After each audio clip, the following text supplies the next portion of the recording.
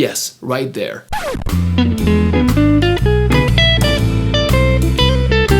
That's another very typical variation that we find in a jazz blues, but in order to play properly, we first need to understand what's the meaning and purpose of that 6th chord. So the biggest difference that we find in a jazz blues from a standard 12-bar blues form is in bars 9 and 10. So as you see, in the jazz version, we have a 2, 5, 1, replacing the 5 to the 4 to the 1.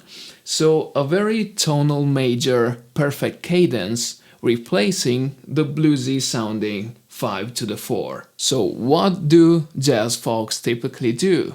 They put 2 5s to keep the harmony moving. So if I want to find a way to move towards that 2 chord, I can place its 5 chord before it. So that will be our E7. And I will explain why I tend to ignore the B minor 7 flat 5 in a minute. So this will be its 2, preparing for the tension, moving towards the 2 chord.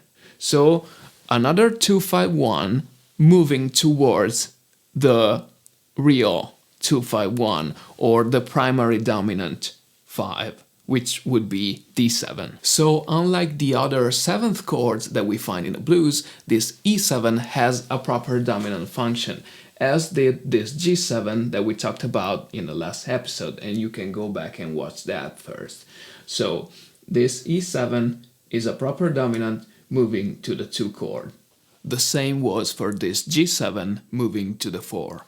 Once the function has been clarified, we can start identifying ways to target the change and to properly resolve it to the 2 chord.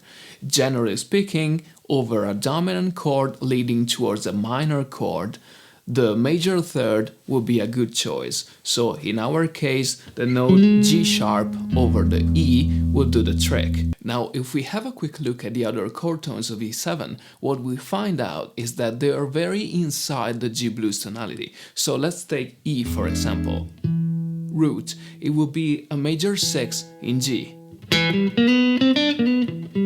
So very inside. Next is G sharp, we already talked about it. B. B, it would be the major third, so a chord tone. What about D? Well, D, it would be the perfect 5th, so another chord tone. So what if we go to the alterations? Let's try the flat 9. Flat 9 in E, it would be F, and F is the 7 of G7. What about the sharp 9, G? Well, that's the root. What about the sharp 11, B flat?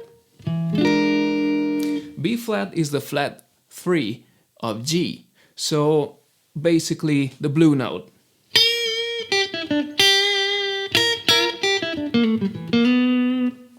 Once again, inside. What about C, the sharp 5? Sharp 5, it's C, and C is the 4th in G. So once again, even alterations are inside the G blues tonality. So if I want to make the change to E7 very clear and very on the forefront, even without accompaniment, the best note that I should go for is G sharp. In other words, the major third of the 6th chord. So we talked about how to target the change. Now how you're gonna navigate through it and resolve to the 2 chord is another issue. So what we're gonna do now is parse through and each alteration, different possibilities and ideas to resolve to the 2 chord.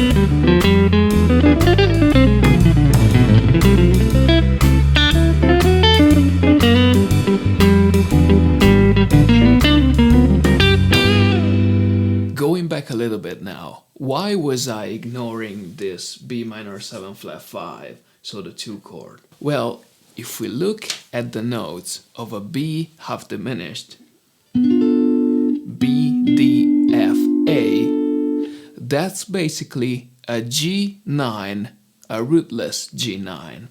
You can see it clearly in this shape, or even here. So I know that the function of the chord is a subdominant chord. So that chord has a function. It's a subdominant chord preparing for the tension going to the 2 chord. But since the notes are basically the same of G7, I can ignore it unless I want to give that B half diminished a different sound, like a Locrian natural 9 sound. So make it like a melodic minor chord. I can just ignore it and just focus on the 6th chord. So I can even anticipate the 6th chord and make it taking the whole bar. And the other reason for that is, at least to me, the 1st chord moving to the 6th or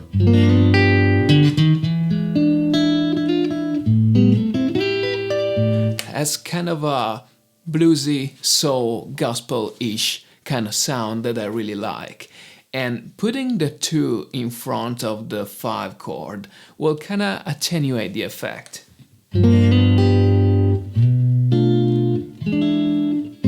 And make it again more tonal, less bluesy again. So since we are already taking away some of the soul-iness by replacing the 5-4 in bars 9 and 10 with a 2-5, I would rather keep it more bluesy-ish in this point, but this is just a personal taste.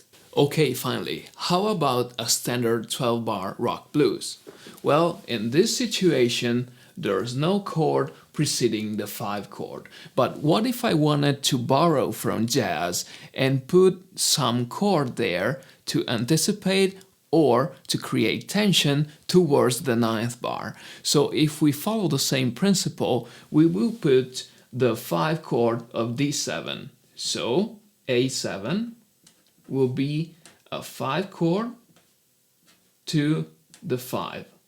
So a secondary dominant leading into the 5 chord. Theoretically, you can do that. So check it out. We're coming from the 4th chord, bar 5, maybe a pass undiminished, whatever, back to the 1. Okay, now 505. Then primary dominant, and then 4. You can do that, but the effect is kind of weird because we're just putting tension towards the primary dominant and the primary dominant is not resolving. So if we do that, I would expect some kind of 1st chord after the primary dominant. So something like 505, 5, and then some kind of 1. So that's kind of what my ear is suggesting. But again, you can do that. But what's an alternative to that? Well, we know that every dominant chord that is not altered, meaning a Mixolydian chord, so a dominant chord with no alteration, can be preceded by its 2. So if the dominant chord we're talking about is the D7, if this D7 is not altered, we can put the 2 chord before it. That would be A minor. So once again, we're going back to the same situation as we were before, but instead, this time, we are putting the 2 chord in the same bar. So that would be A minor 7 to D7 back to the 4.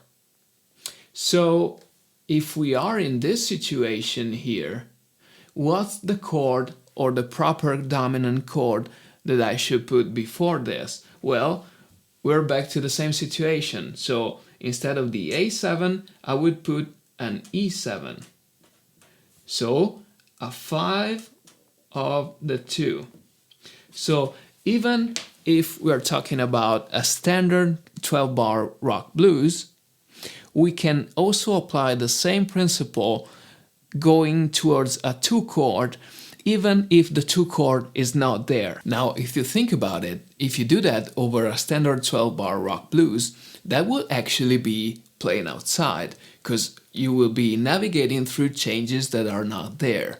But since the harmony that we are superimposing is very straightforward, very simple, very clear, that wouldn't sound odd at all. It would sound rather pretty nice and give you maybe a little more modern-y, fusion-y kind of sound. That's also part of the reason why I would prefer superimposing the 2-5 over the 5, and so use the 5 of the 2 instead of the 5 of 5, because superimposing the 5 of 5 would be a little more of a strong effect, so it will be more outside. So to wrap this up, I will play a few examples using the rock blues backing track, and I will superimpose the E7 going to the virtual 2 chord, the virtual A minor 7. And what you can do is also even replacing the whole bar of D7 with A minor 7. Check it out.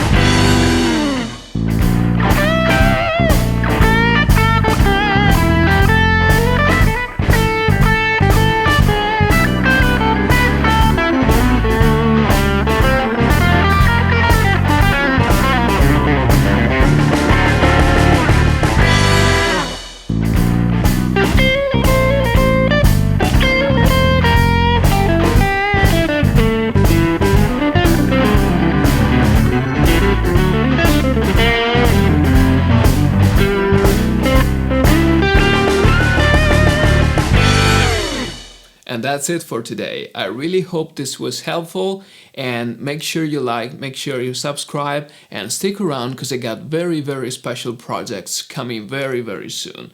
Other than that, I really thank you so much for joining me, and I'm gonna see you soon. Bye bye.